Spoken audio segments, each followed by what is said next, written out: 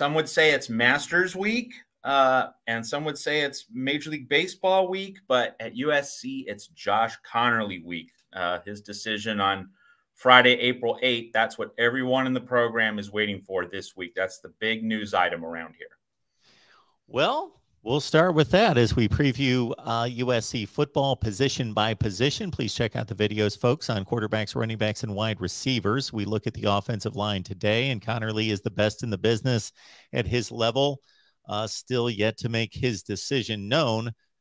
Do we have a lean on this?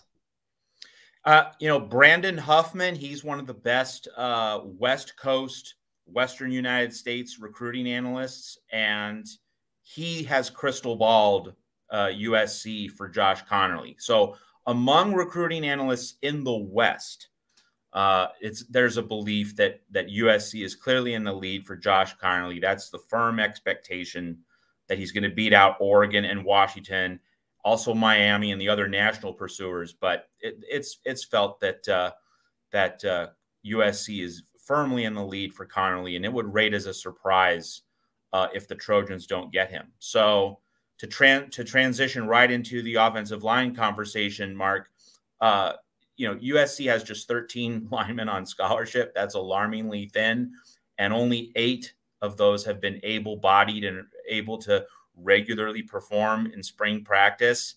So Josh Conerly is badly needed, not just because he's a 5-star, not just because he plays tackle, which is a more high leverage position along the offensive line, but also because they just need someone who will be able to eat up a significant chunk of snaps. He would be game ready.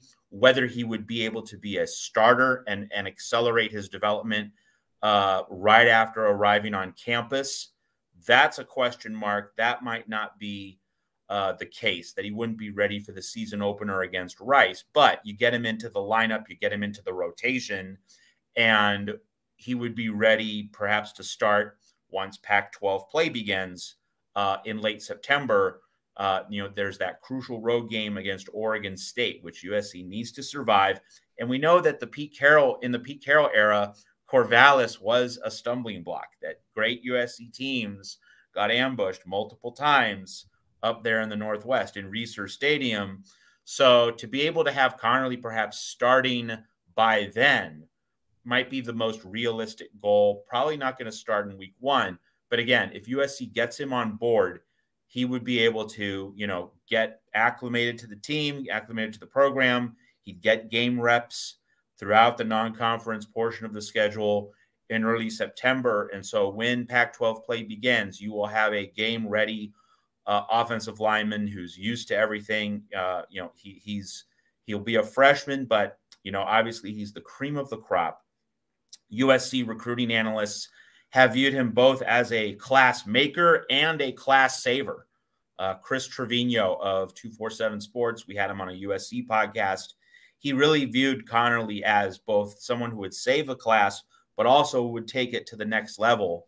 And of course, in all of this, there is the long-term aspect, Mark, that if USC gets an offensive lineman of this quality, it shows, A, Lincoln Riley being able to lock down a significant offensive line commit, but B, being able to wall off Oregon and Washington in the pursuit of prime prospects. So it would really send a message that would resonate throughout the Pac-12 footprint, not just in Southern California.